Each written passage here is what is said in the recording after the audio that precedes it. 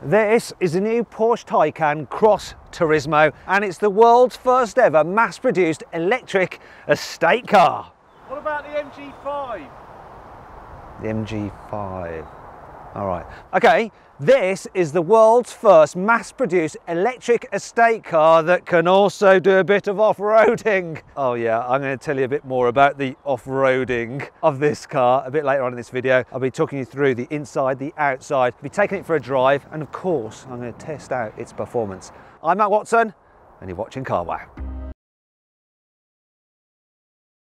Let's start this video by talking about the price. So the Porsche Taycan Cross Turismo starts from just over £79,000. That's for the entry-level 4 model. This is a turbo, and this costs from £117,000. And like for like, this estate version of the Taycan is about £1,000 more than the normal model.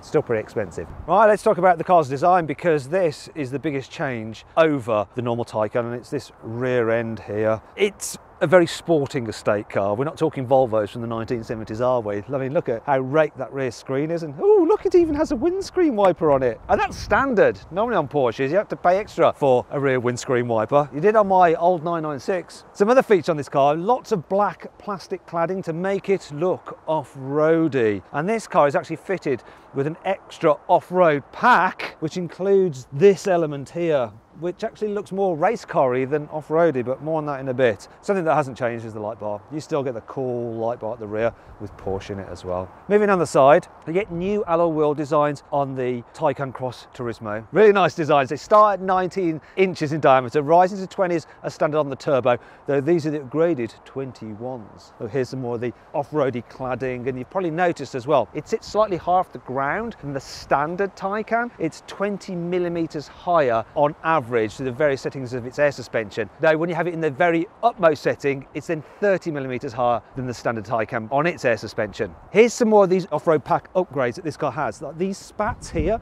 this bit of trim here, and this spat here. Off-road design pack? I'm sure it's way more like a kind of racing track design pack, but anyway, let's carry on round. So this is standard though, look, the extra cladding over here, and once again, look, we got more fins here at the front as part of the off-road design pack. In case you're wondering, it's about £1,400 extra, and you can choose different colours for these inserts here. You can have it plain black, or this one is called Vesuvius Grey. You can see that the front bumper is different to the normal Taycans. The rest of the front though is the same, so you've got the cool light design, air vents there. Good looking car. What do you think though? Do you prefer the look of this estate version of the Taycan or the standard car? Let me know in the comments. Here on the inside, the Taycan Cross Turismo, in the front at least, is identical to the normal Taycan. So it's a very lovely place to sit. The material quality is excellent. Everything feels super solid, so much so that if you bash your arm off it, it can hurt. You've also got these amazing screens here. So let me talk about the digital driver's display. Very clear. You can cycle through different menus and show different displays. Really like the curved screen on that. It looks gorgeous. Then you've got the main infotainment screen here, which you operate as a touch screen like that. It's got voice commands as well, which are a little bit hit and miss. And you can control it as well using this bit here as a mouse pad. Now that is harder to do, especially when you're driving, and you end up with a big dirty greasy mess on it as well from your greasy fingers. You have to control the climate control through there though. It's not so bad though, because you're just stabbing away, but once again you are having to look down there to do it. Though of course you can try and use the voice commands and see if they'll understand what you're saying. Now this guy has the upgraded optional extra screen for the passenger there. I actually wouldn't bother with one of those, because you don't want your passenger messing around choosing songs, because they might have a little bit of a dig at you. Look, Anyway, you don't want them changing things when you're driving. Speaking of driving, the driving position in this car is lovely, and there's lots of adjustment in the steering wheel, in, out, down and up, and in the seats. So these are the 18-way adjustable sport seats. If you want to, you can have 14-way adjustable comfort seats instead. I go with the sport seats, they just hold you a little bit better. In terms of other areas of practicality, look, huge cup holders there, clearly aimed at the American market for people who like to go for a big drive-through, for one of those big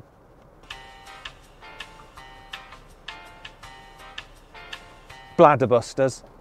That's the word I wanted. One of those big bladder buster drinks, and even the door bins are large as well, look at that. So they've thought about practicality as well, and there's an extra storage area under there if you want it, and of course a glove box of very modest proportions. Nice car inside the front here, if a little bit dark, especially when you've got the black interior like this. It is a bit dark.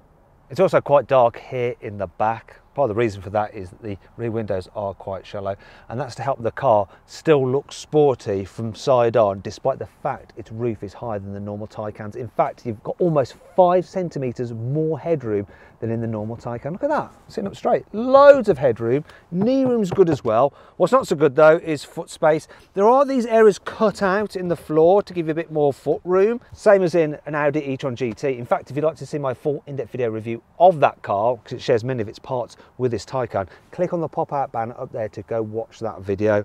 Anyway, my issue with this is that because these seats are quite low in the front, and people who are driving this car are probably going to want to sit low for that sporty feel, you can't really stretch out, so you can just get a bit achy in the old ankles on longer journeys. This particular car is fitted with the 2+1 rear seat arrangement. Normally the car has just 2 individual rear chairs, but this one has an extra little space there if you need to carry somebody, but only very occasionally, because it's quite a narrow seat and you've got to obviously straddle this big centre console here. But there is enough headroom here that you do feel like you're sitting on a stool, which isn't going to be great considering how fast this car can go. Now, if you need to carry a very small child, look, you've got ISOFIX anchor points here on both outer rear seats. Though you do have to remove the covers, and there's a chance then you'll lose them, so they don't just flip up like they do in some other cars. Can't fault this though. Look, you can fold down this central seat if no one is sitting there, and then you can use it to carry longer items if you've been to the DIY store, or maybe your skis. Though really, you're probably going to carry your skis in a roof box, aren't you? Another thing to point out is, look, this one's got the upgraded 4-zone climate control, which is really nice to use, but obviously you have to pay extra for that. There's a little storage tray there for your phone in the back. It doesn't fit my big phone though. And you might be thinking, wait a minute, where are the USB ports? Hopefully your dealer will tell you that they're here, neatly hidden away. Otherwise, you're probably going to have this car and think it's not got any USB ports in the back. I'm sure if you've got kids, they'd soon find them. Overall, it's not bad back here. One good thing about the Taycan compared to, say, a Panamera is because there's no internal combustion engine under the bonnet, you have a front boot, a fruit, like on a Cayman or a 911. It's got an 84 litre capacity, which is room for about 2 of these charging cable bags. God, this is heavy actually. But of course you've got a boot at the back as well. This is where the estate body style really pays dividends, because instead of the Taycan's normal small saloon boot opening, you've got this big wide opening with this lift back tailgate. There is a bit of a load lift to lift stuff over, which is annoying when you're trying to lug in your heavy cables. But you'd have a bit more room than the normal Taycan, 446 litres. I want to show you this, look, you've got some tie down points, which is handy. So you can actually attach this bag with these carabiners so that when you're hooning it on a twisty road, they're flying about all over the place. Though it does say, not for climbing. There's some more tie down points here and here. You've got some storage here, got a strappy there. There's a 12-volt socket. You've also got, look, there we go. Got hooks to hang stuff off. A little bit of storage under here for some more cables. And if you want to, you can of course fold down the rear seats. It's a bit annoying having to lean all the way in like this to carry longer items. Look, see. One word of warning though, if you get a car with an upgraded sound system with a big subwoofer, it goes in the boot, somewhere underneath the boot floor, and that reduces your boot capacity by about 40 litres. And that brings you on to 5 annoying things about the Porsche Taycan Cross Turismo. You see this part of the dash here, the way it protrudes into a point. As you get behind the steering wheel, sometimes you can end up just like, whacking the side of your knee on it. I know I hand that up, but it still hurts.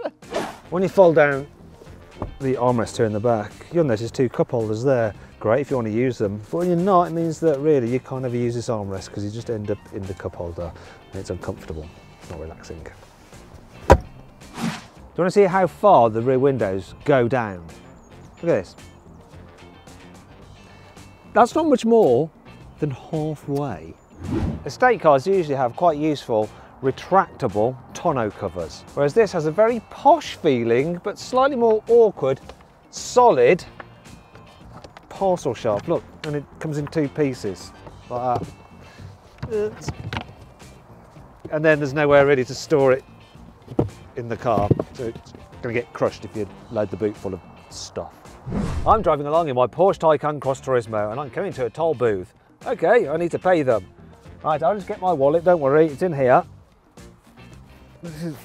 Bear with me. It's in. Oh. I have to reach around. Now, if this had been a Mercedes, I could have pressed the button there and both parts would have opened up separate like that, and I'd have been able to go straight in with my right hand. Not in this. Anyway, better pay them and give them a huge tip, seeing as I've taken up far too much of their time. Go on, here you are. Have all my monies. Have it all. Have it all. Thankfully, this car has plenty of cool features to help make up for all this. Here's 5. To highlight this car's go anywhere capability, the Sport Chrono Pack includes a compass. Tells you which direction you're heading. So, I'm heading through now south. And I'm going to go east. Look, I'm now going east. I definitely won't get lost now that I spent over £700 on that optional upgrade. The leather seats have this little logo on them. It says Olia, and that means that the leather on these seats has been made with a tanning process which utilises olive leaves, and therefore it's more sustainable. Unless, of course, you're the cow that has donated the leather, then not so sustainable for you, I'm afraid. If you're the kind of person that likes to go mountain biking, you can get a specific bike rack for this car from Porsche. Obviously they'll charge you quite a lot for it, which means that when you fit it, you can still open the boot with the bikes attached to the car. It's clever. The surround view cameras you can get with this car are really good, high definition, and you can swipe around the car like that, and like you can see the cars we bought with us today. There's my GR Yaris. One slight complaint though is that they haven't managed to match the colour of the car on there to the paint scheme of this particular car. Oh well, I'm going to forgive them because look at this. I have night view assist. I'll just select that and it says night vision is not to replace your attentiveness. Does that mean that I can't show my girlfriend this instead of buying her a gift for our anniversary? It's cool. It's my Yaris again. This Cross Turismo version of the Taycan gets a special gravel mode. Press that button and it sets up all the systems for driving on loose surfaces. So that includes the torque vectoring, the power delivery, the response of the steering wheel, everything, and of course the ride height. Speaking of which, this car can actually learn as you're driving along whenever you go over like a speed hump or a raised curb, and it'll automatically raise up the air suspension so you don't bottom out. Right, let's talk about batteries and charging. First of all, check out the way you open the charging ports. This is for the AC socket. There's another one on the other side for DC. Speaking of which, each Porsche Taycan Cross Turismo gets an 84 kilowatt hour battery pack, and that's good for a range of up to 280 miles. In terms of charging, this car can actually charge at up to 270 kilowatts. Probably not going to find a charger that quick in the UK, but if you can find one, then it'll charge from empty to 80% full in just over 20 minutes. More likely, you're going to come across a 100 kilowatt charger, then it can go from empty to 80% full in just over 40 minutes. If you're doing it overnight using one of these sockets, an AC wallbox charger, it's going to take overnight to charge it all the way up. In terms of the models, well, starts at the 4S, then the Turbo, which is what this is, and then the Turbo S. The performance of the entry-level car is 476 horsepower and 500 newton meters of torque, rising all the way up to 761 horsepower maximum and 1050 newton meters of torque in the Turbo S model. It's quite a lot of power. Let's see what this Porsche Taycan Cross Turismo feels like to drive. So I'm starting off in normal mode. For this slightly off-roadery version of the Taycan, they've changed the suspension settings, so it's a bit softer.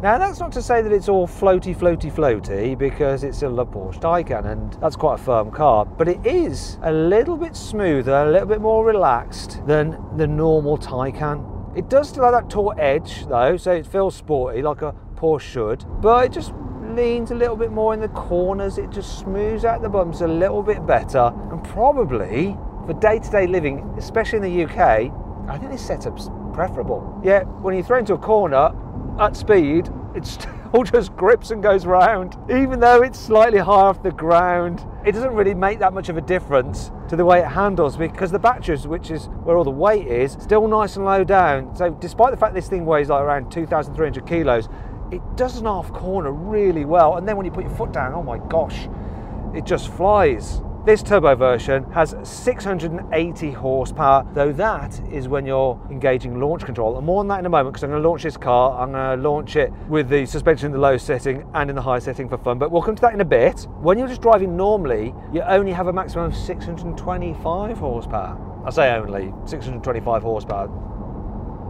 Yeah, that's a lot. And this thing short as shifts. Let's come out of normal mode and go into Sports Plus. So what that's done now is stiffened everything up. It's in maximum attack setting. This is the spurious mode for the car. We've also got a sound dynamic pack on this car, so it's creating a noise. Can you hear it? So I've now got more pronounced sound. So when I accelerate, you get this. It's like a spaceship taking off. Then when you brake,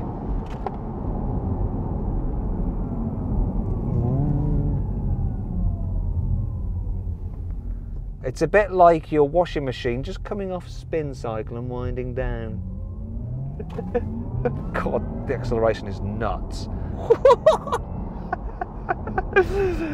And the best thing about this car compared to the normal Taycan is that you can take it for some moderate off-roading if you wish. And Porsche's done quite a bit of B-roll of this car skidding around on gravel and stuff, so I'm going to show you a little clip of that now because I don't have any gravel that I could do. Well, there's some gravel there. So I go into gravel mode. I'm going to go into gravel mode. I'm lifting up the suspension. Hopefully I won't get stuck. I'm bogging down actually, but up.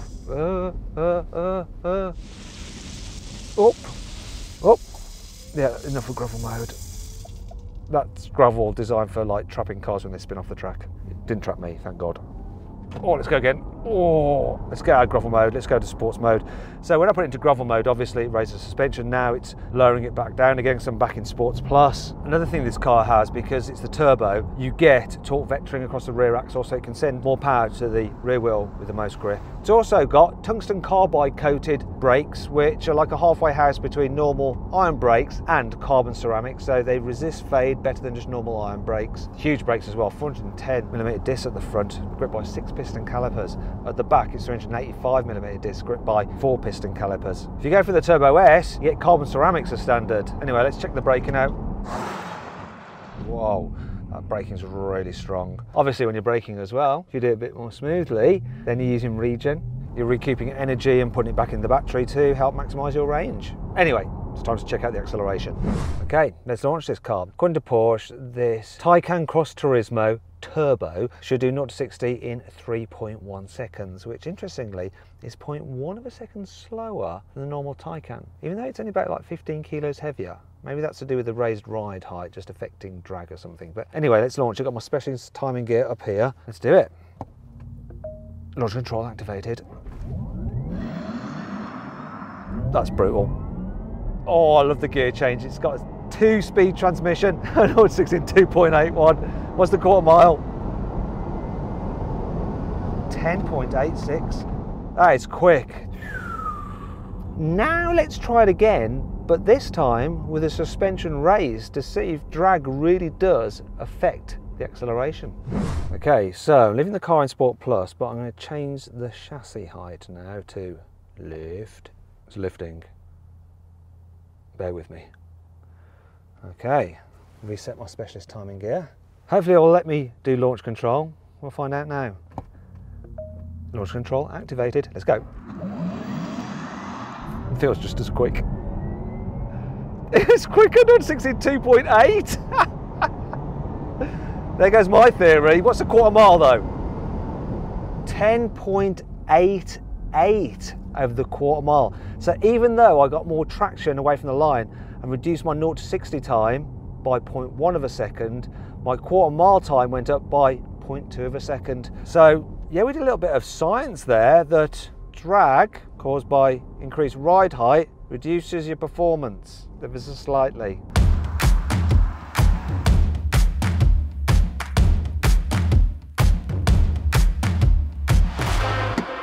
So then, what's my final verdict on the new Porsche Taycan Cross Turismo?